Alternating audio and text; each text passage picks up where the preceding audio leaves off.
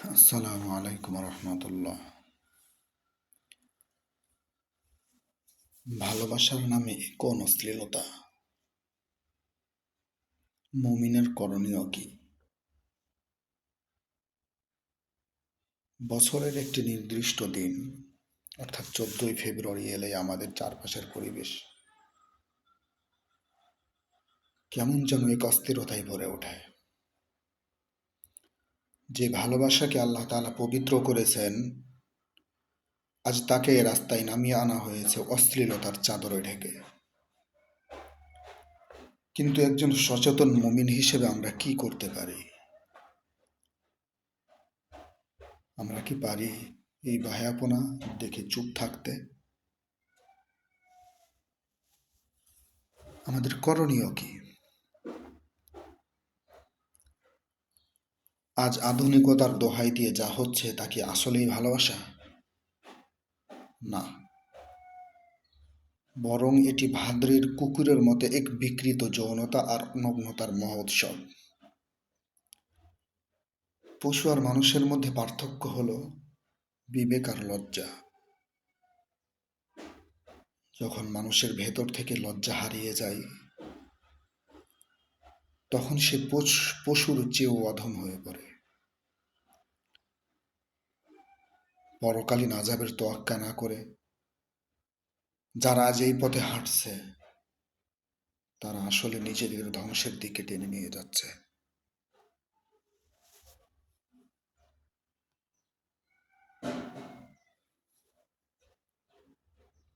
আমাদের ইমানি দায়িত্ব কি?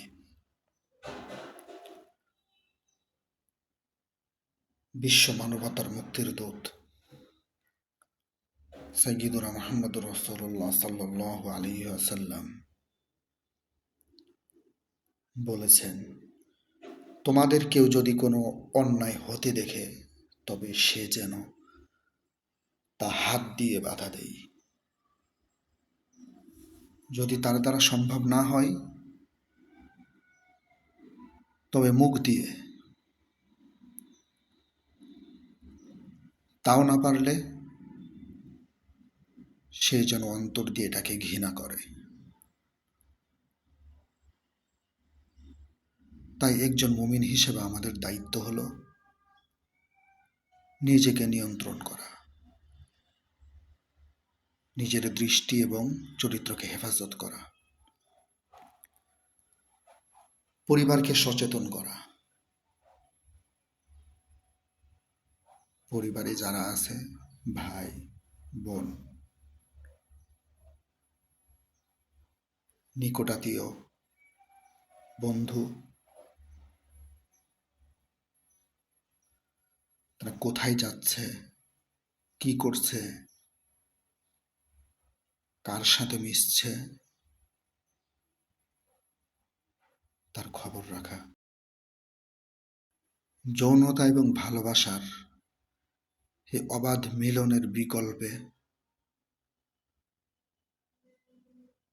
সুস্থ সামাজিক এবং ইসলামের নৈতিক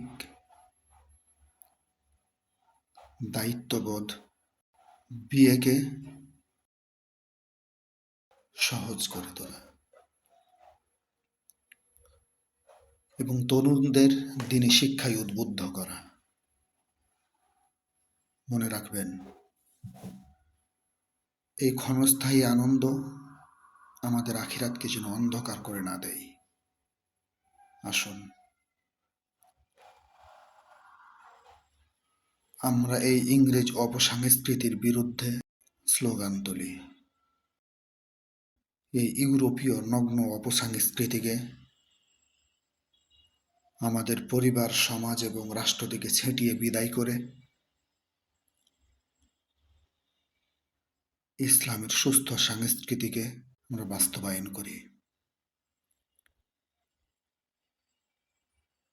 অশ্লীল বেহায়াপনার এই যুগে জোয়ারে গা না ভাসিয়ে ইসলামের দেওয়া সুন্দর ও মার্জিত জীবন অনুসরণ করি। আল্লাহ তাআলা আমাদের যুব সমাজকে এবং আমাদের সবাইকে হেফাজত করুন। আমিন ইয়া রব্বাল আলামিন।